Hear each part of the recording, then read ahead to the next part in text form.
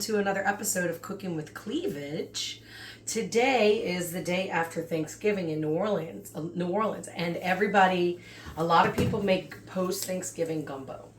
Now, I didn't make a turkey this year because my mom doesn't really like meat anymore, so I smoked salmon, and you'll see that recipe if you look it up on my channel for smoked salmon. It was delicious. The only difference is now I serve it with saltine crackers and capers, onions, and cream cheese spread, and it's a great thing to bring to a party. But that's not what we're talking about today. We're talking about smoking a turkey. So the first step in making my smoked turkey gumbo is brining the turkey. So you can look up my my show about when I did the brined turkey legs or chicken legs or chicken thighs. I did thighs or legs, and it was brined. I used the same brine in here. It's a 1/3 cup of salt and 2 tablespoons of sugar. I used brown sugar to every 5 cups of water. Okay, so that's all I did in here. This turkey's been brining overnight, and I'm going to take it out of the brine. Actually, we should probably pick it up the other way because the juice will fall out of it. I know it's easier to pick it up by the legs, but the cavity of the turkey holds all the moisture inside. Okay. And while it's nice to have moist turkey, it's not nice to have brine all over your floor, you know? Okay, so I'm just going to put it right in the pan here, and we're going to inject it. And we'll come back for that. Okay, so the next step is injecting the turkey before you put it in the smoker. We found this really helps make it penetrates all the spices and all the flavors into the turkey by injection, and then it really makes the turkey moist. So this is the injectable roasted garlic and herb. I've tried many of them. You might be able to find another brand where you live, but this is Tony Chachere's. It's a local brand, you see. And what I'm going to do is I put it in a Pyrex measuring cup just to stop the splashing, you know. And you just push it up, and you get it everywhere into the turkey that you can. So you just inject it, just like that. My cameraman usually does this part for me, but so he's gonna tell me if I'm making a mistake, right? He's gonna be like, no! I'll see his face, like, oh my goodness, no! Okay, that's coming out there, so we're gonna try it over here. Sometimes you can stick it in and you feel bone. You might want to stick it somewhere else to get more of that meat, you know?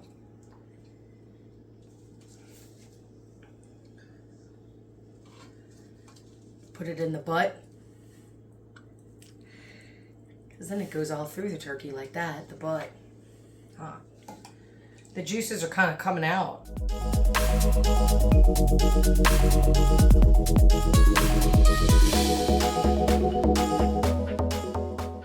See how it fills up? It's really cool. It looks like it's filling up the leg. Maybe try to put it in the wing.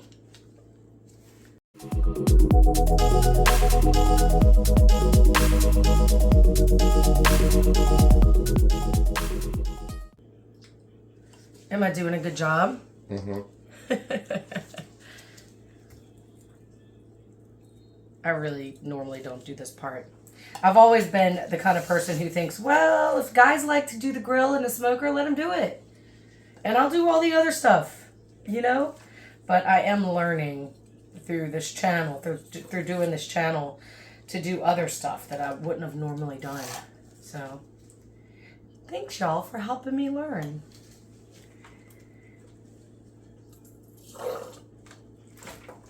It's getting close to the end.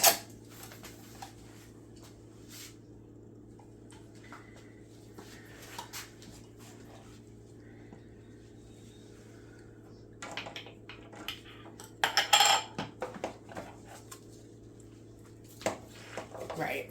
I was thinking that. If I could only turn it on its side.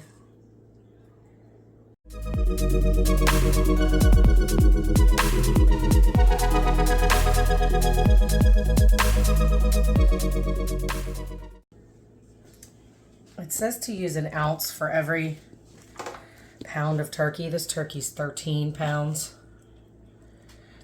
I just used the whole thing. It's 16 ounces. I mean, how could it hurt to have more delicious flavor inside the turkey? Okay, I might stop there because it's hard to get it out.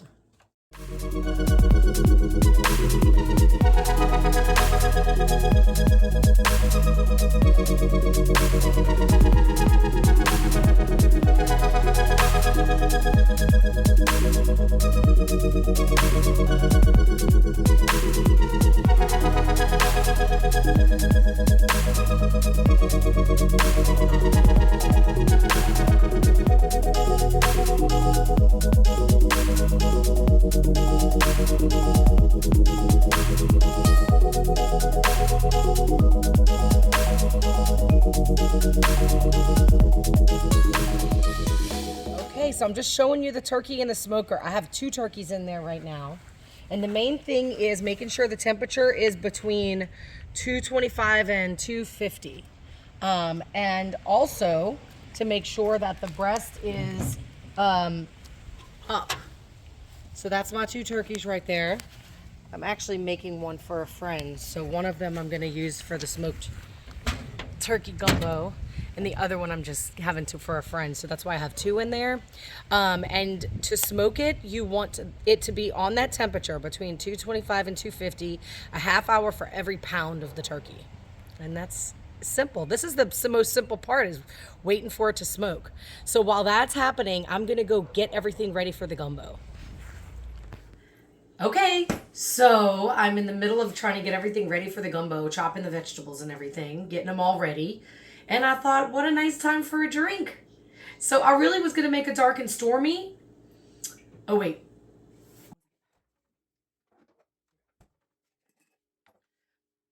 So I'm trying to get everything ready for the gumbo and chopping all the vegetables and stuff. And I've thought to myself, what a great time for a cocktail. So I wanted to make a dark and stormy because I have this lime juice left over from a recipe I made yesterday. And I thought, what a great drink to have, but I don't have my blackstrap rum with me that y'all know I like with the dark and stormy. So I do have some Jameson Black Label I thought would be good.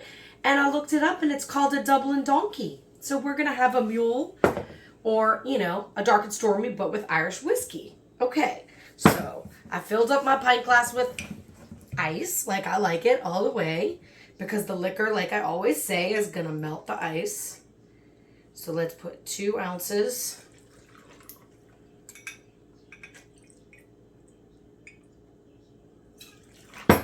And then I'm going to put a little bit of lime juice. Like that, probably. And then fill it with ginger beer. I prefer the Goslings, just because it's not super sweet like some of the ginger beers. And then stir it. Don't shake it. Because again, it's a carbonated drink that you're putting in this, and it'll bruise, it'll just flatten everything if you shake it. Whoops. Let's try that. Cheers. That's delish. I might switch to whiskey. I think it'd be good with bourbon too. Maybe I'll make that next with the leftover. All right, I'll be back. Okay, welcome back. I did put up my hair because now we're moving on to the inside cooking portion of this gumbo. I cut up all the vegetables. They're here. It is onion, parsley, celery, green bell pepper. I did put a poblano pepper in there too. I put it on the smoker for a little while and I chopped that up in there. And onion. I used like 2 onions, one green bell pepper, 1 poblano pepper, a whole bunch of parsley. I used about 2 large onions. It was actually 1 onion and 3 little bitty ones because they didn't put the new onions out at the store when I was there.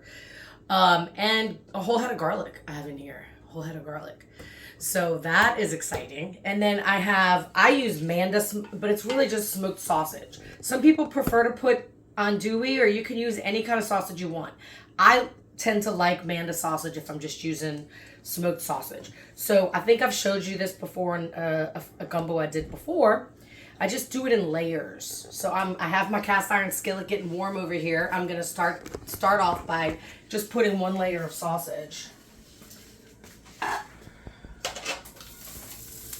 See? It is. And it's smoked, so it's not like you have to be super careful like when you were dealing with the raw turkey. When we were dealing with the raw turkey, we had to be extra careful and wear gloves if any of the meat is raw. But this is smoked already, so I'm going to start using my wooden spoon after I think I'm just using the tongs to grab it, to put it in the pan. My mom always just cut sausage in rounds, and then she would turn them and turn them and turn them, but I think it's better you get little bite-sized pieces if I quarter the sausage like that. And you wait for it just to get a little brown on each side. And then by the time everything's brown, you take it out. And I'm going to do this in layers.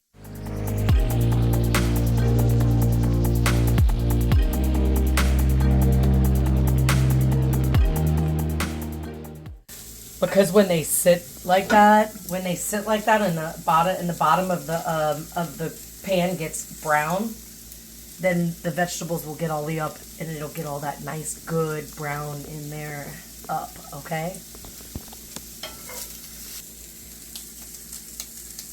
So yeah, while I'm waiting for this sausage to cook, I'm thinking that one of the hardest things in cooking, I think, is waiting for stuff to happen. Waiting for a pot of water to boil. Waiting for, something to brown. Yesterday, my family member had some sweet potato, sweet potato casserole, if they call it.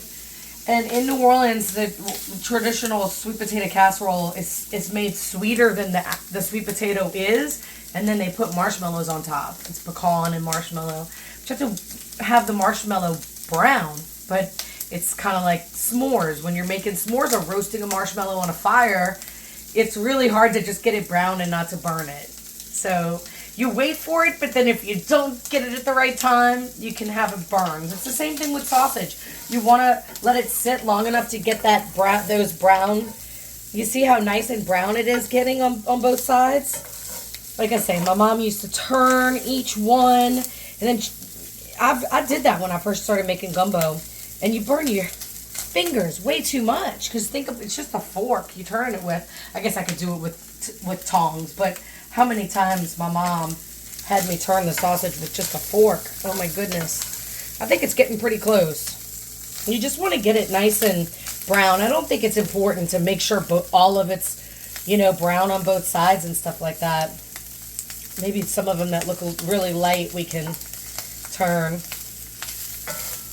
Some of them are getting brown, and some of them are getting not so brown, but it's fine, because this is all just about the flavor. Like I said, the sausage is already smoked, and you're just trying to get the flavor out of the sausage so you can get it into the gumbo, because then otherwise it just steams like a poach inside of a gumbo, and all that flavor stays inside the sausage. But you want all that flavor from the sausage to get in the pan so the vegetables can get it up and it can all get in the gumbo. And then, like I said, instead of having big rounds of sausage in your gumbo, then you have little bite-sized pieces in each bite. Yeah, I think that's pretty good for this layer. And I'm going to put it in this pan right here. I don't have it on. This is just going to be the start of everything. I'm going to put it in this is a crock pot, so I'm going to put it on after I get everything in. And you can show this. This is just the innards of the turkey that I took out. The innards, and I've just been making a stock out of it. I'm going to debone that turkey and then smoke the bones and put the bones in there too. And it's going to make the stock really, really, really deep in flavor. And if I need to add more water at that point, I will. But this is the stock pot that, this is the stock that I have to put in here with everything else that we're cooking right now, and we're just gonna cook it in a big crock pot, in the same pot. So now what you do is, these are the vegetables. So it's not a perfect science. I don't know which portion of it I have what and what. Because you see, all of it's not even. There's some onion in there, there's some celery, there's some parsley, there's some bell pepper, there's some poblano. You smell the poblano? We smoked this poblano and it smells so good in the pan. I looked it up, I was like, do people put poblano in gumbo? And I read somebody say, you know, I grew up putting green bell peppers in my gumbo, but let me tell you how the depth of the flavor you get when you add poblano. And I had some extra poblano because I make this cranberry salsa, which you can also go look up on my channel. But I will make another one with fresh cranberries, because the one I have on there just shows what I did with a can of cranberry sauce, because I already had it in the cabinet. But a friend of mine was talking to me one year about how easy it is to make cranberry sauce, and I said, you know what, I can't believe I've never made that from scratch, because I wasn't a big cranberry sauce lover when I was a kid, so I never really cared to make it. But that's because my family, they always had the can of cranberries. So it's just, you know, you can go look on how I will actually make a video of that, because I do make a cranberry salsa, which is why I'm talking about this, because I bought some poblano pepper to put in there. When I originally found the cranberry salsa, it was at a party, and I thought this is a great idea, and they had jalapeno. They used chopped jalapeno in the recipe.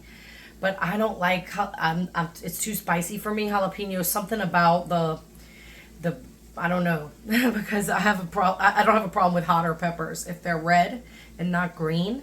But I find that really, really hot green peppers, I don't digest well. But poblanos and serranos are not too spicy for me to use in something like that. And I think also some people do have an aversion to spice. So something nice like a poblano or a serrano instead of a bite like jalapeno, for more people would enjoy it. But anyway, depends on how you want to do it. I had these poblano peppers because the store sold them in 3s. So I figured we could smoke some. I'm going to make a dip tomorrow with the other smoked poblano pepper. And I thought that would add a little bit of depth to this gumbo. Gumbo is just a combination of everything. And gumbo really started, the concept of gumbo, because people needed to use things that were going to go bad. Or they needed to just, oh, I got this chicken that's, you know, and then it wound up becoming this great meal where everybody tries to outdo each other. And like I said, it's very common to have a post-Thanksgiving gumbo. Because it's the perfect time of the year. It just got cold. Everybody wants to make a nice, rich bowl of gumbo and have the gumbo. It's so heartwarming and soul-warming. Can't wait. Okay, you just want to get your vegetables. What a lot of people say is glassy. They start to turn clear. Some of the white vegetables, they're not as white. They're more clear. But I do like to season every stage, or what is this called? What did I say? The stages, you know, the sausage. I called it something before. This is a little bit of Tony Chachere's. I'm going to put just a little bit because I do have some cayenne. I have some cayenne. They say to put it in your hand first, but I just kind of touch it because I don't want to get my hand all peppery.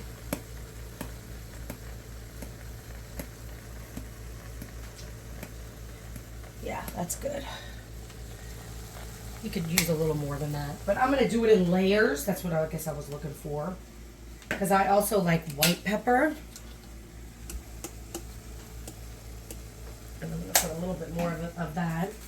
And then here's some whole thyme. And you remember when you use dried herbs, you want to rub it between your fingers to open up the herbs. It kind of tears them. And there's a controversy about whether or not you use Italian seasoning in your gumbo, but come on. Are you serious? You're not gonna use rosemary, sage, marjoram, thyme, oregano, and basil? You're not gonna want to use that in your gumbo? I mean, gumbo, why not? Why not use that in your gumbo? I don't think it's gonna kill you, you know? And then, as a lot of people use, bay leaves. So I'm gonna put one in there. I'm gonna put one in another layer or stage.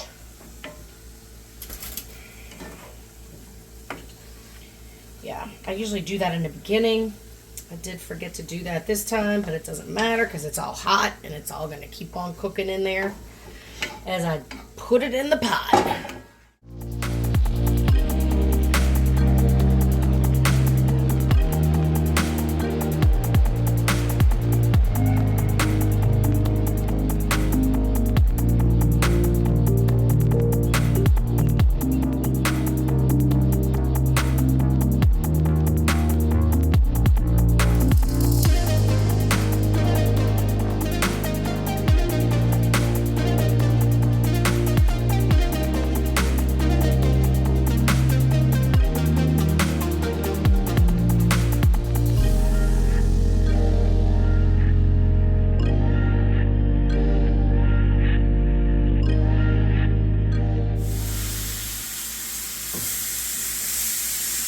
You hear that, y'all?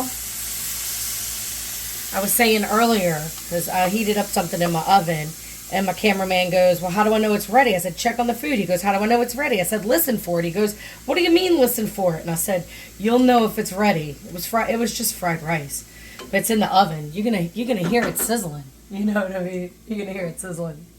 Well, this is sizzling. It's not quite ready yet, but it's just because it's hot. And you hear how it's sizzling down? It's getting quieter. Yeah. I'm going to turn it up a little bit, and then I'm going to season this layer too. Okay, so a little bit of, I don't have that much white pepper left in here. Ooh, I should make sure I'm not doing that with the cayenne.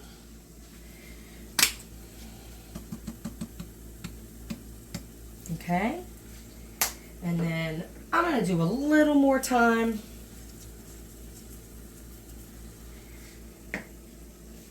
And some more Italian seasoning.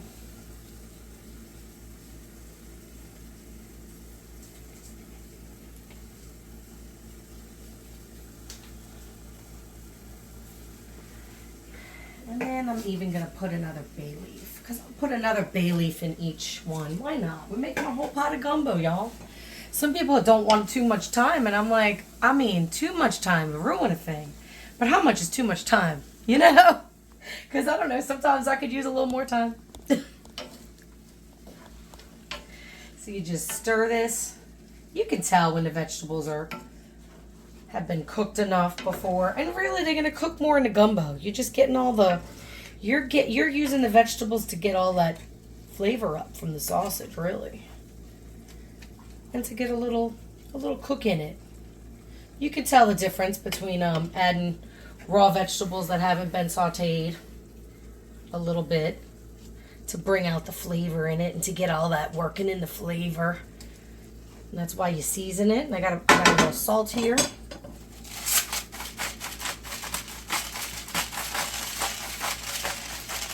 I haven't seasoned anything. I didn't put any salt in the stock water either.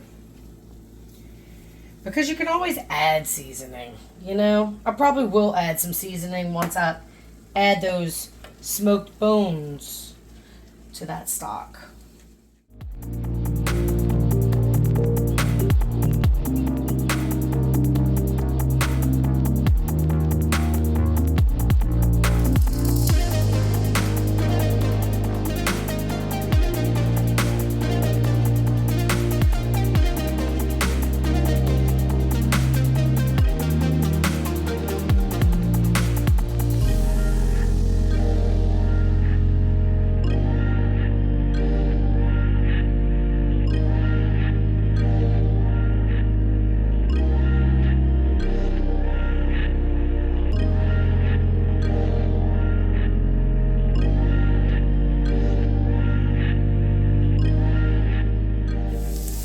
Also, the reason why you don't want to season the sausage is because if you do it, you'll know. The sausage gets dry enough in the pan by itself. If you add the seasoning, it won't really leave the grease in there, the brownness. I tried it before and it was a disaster.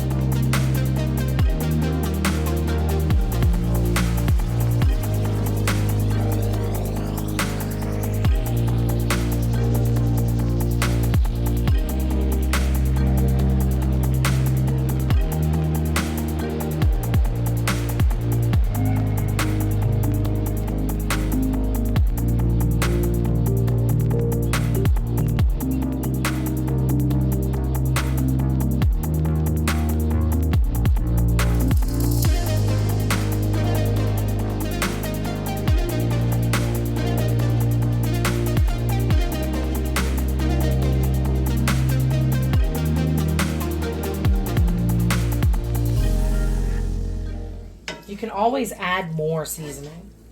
The whole point is not to add too much or you can't take it away. You can always add.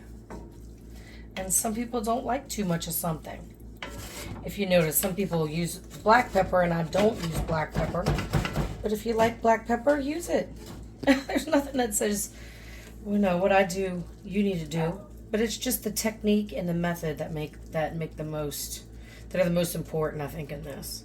You can add whatever you like, or take out whatever you don't like. I know some people don't like celery, but I tell you what, one time I made a gumbo and something was wrong with it, and there was something missing, and I couldn't figure it out. I opened up my fridge, and none of the celery had been used from the pack I bought. So, if you're used to something and something, you know, and maybe you grew up with parents who didn't like it, so you didn't too. You know, my mom didn't like ketchup, so I still don't like ketchup. I know. Crucify me, you know. To me, it's too sweet, you know. So then you get all the brown up. See how clean that pan is here?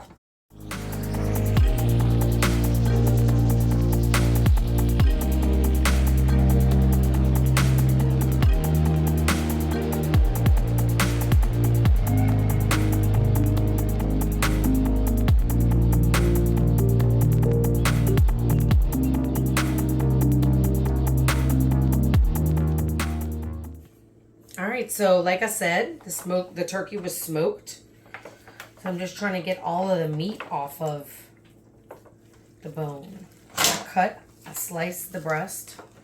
I'm just gonna cut it more on a cutting board after. You just want to take all of the meat off of the bone. Like I said, we're gonna put the bones on the smoker.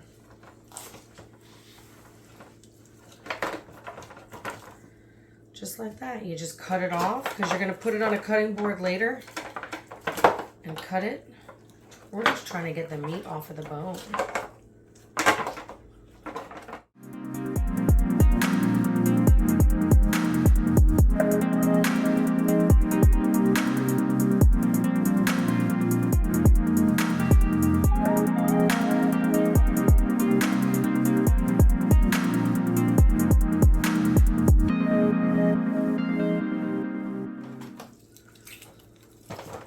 There we go. It's one bone. And then you just put all the meat on the side. I'm going to deal with that later. That bone. Oh, there we go.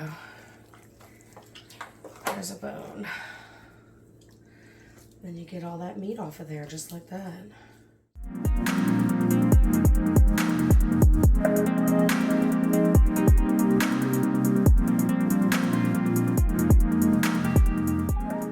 Okay, so we got as much off of the turkey bones as possible. We have all the fat and all the bones and all the skin and everything in here.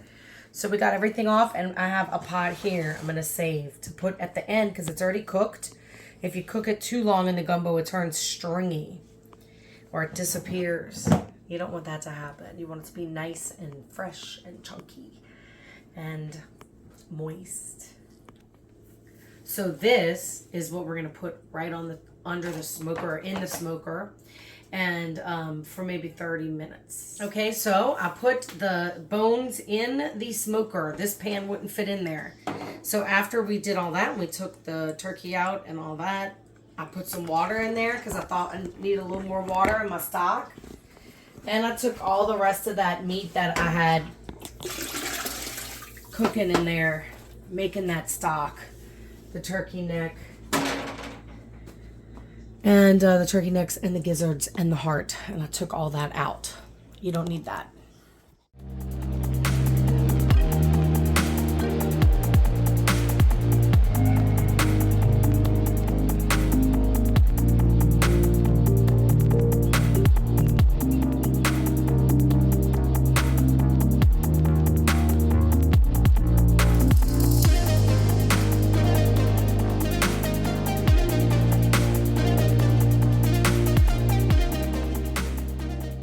Okay, so now time for the roux. So I have here almost a cup. It's like between 3/4 and a cup of oil.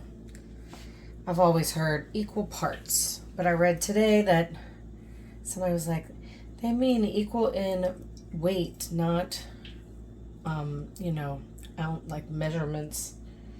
And I don't know. Made sense, whatever I read.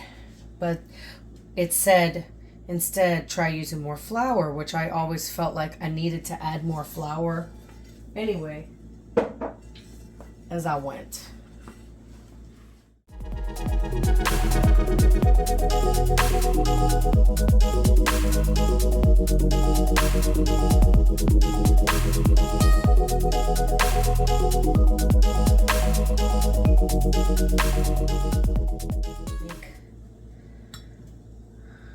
I think that's,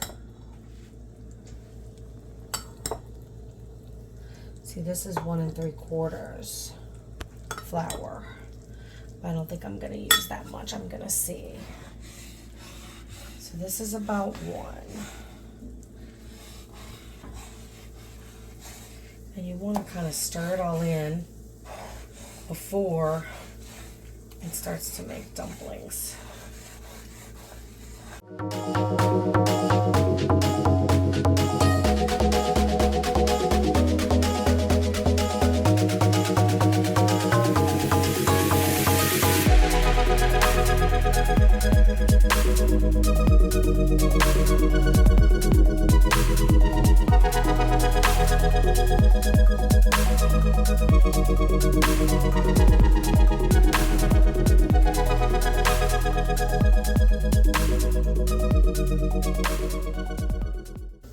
And that looks like it's a little high to me, but you don't want to cook it on low. Because you want to keep it probably for my stove between 3 and 4. But when it gets too hot, sometimes you gotta take it off the stove. You gotta keep track of it. I think it looks a little high, so I turned it down just a little.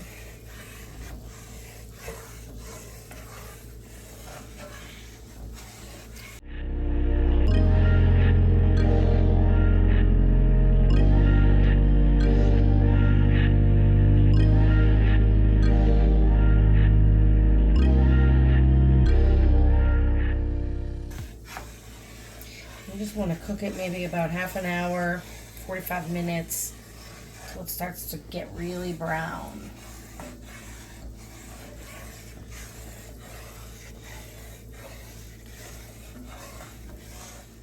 Hey, so we're almost done with the roux. Look how beautiful that looks.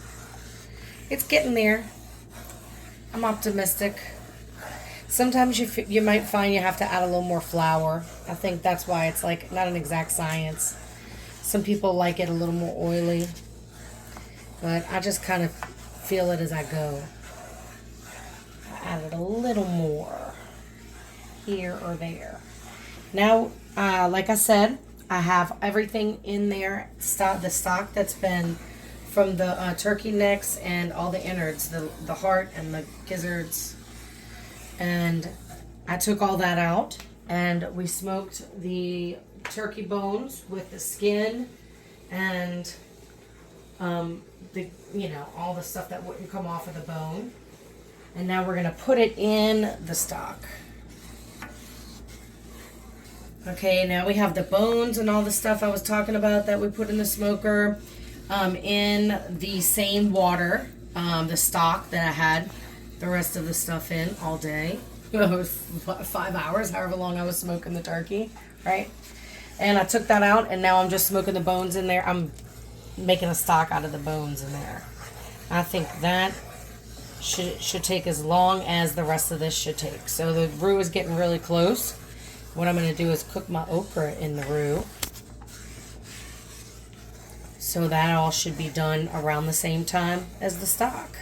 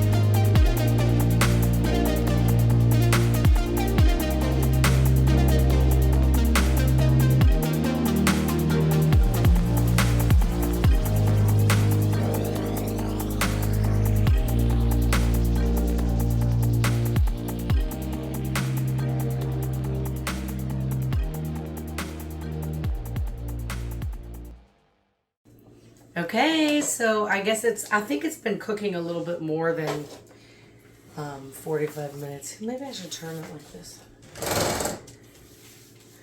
Okay. So I think it's been cooking for a little bit more than 45 minutes. Okay. And I'm going to turn it to the unlock position.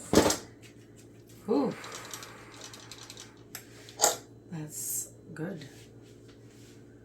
I'm going to put this over here.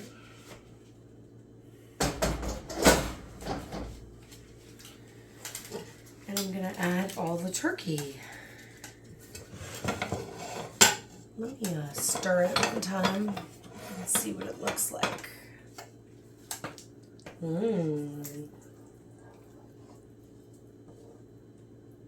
It smells so good. Okay. We're going to add all the turkey back to it.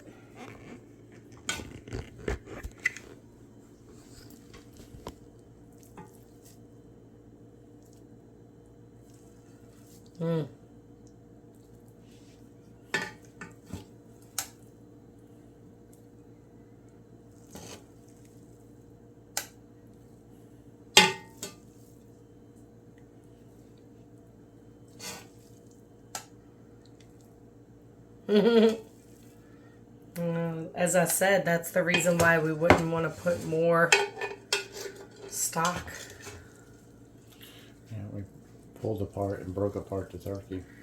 Yeah, but we're cutting it close. Like you said, that's the reason why you didn't want to put more stock. And you said, I almost feel like we should take some out.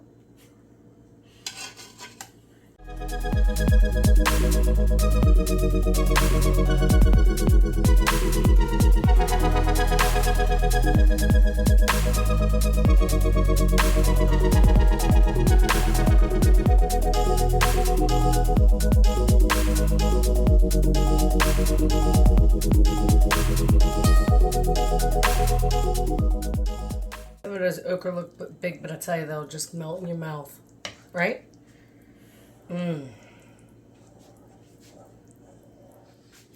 All right, I'm going to let that cook for 20 minutes. We'll be right back. Oh my God, after all day of doing this, I'm so excited to eat. Oh my goodness. So I made rice. Y'all should know how to do that. You know, if not, I have a video showing that somewhere.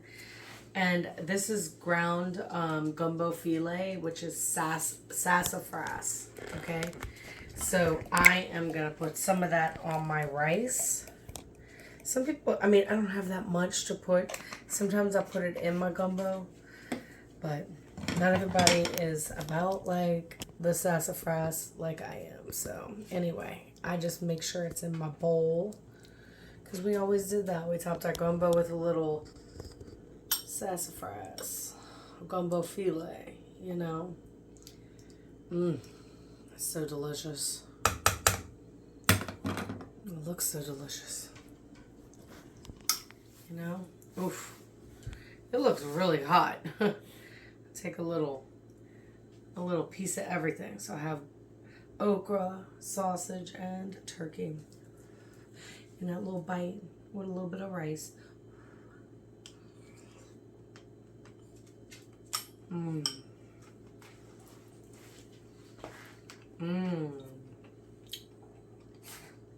So delicious.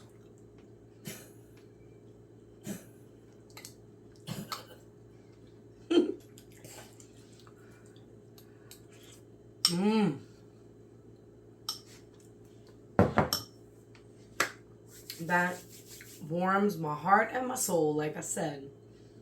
I hope y'all enjoyed this. I hope you got some understanding and knowledge or something new about making gumbo from me, you know. And I hope to see y'all next time.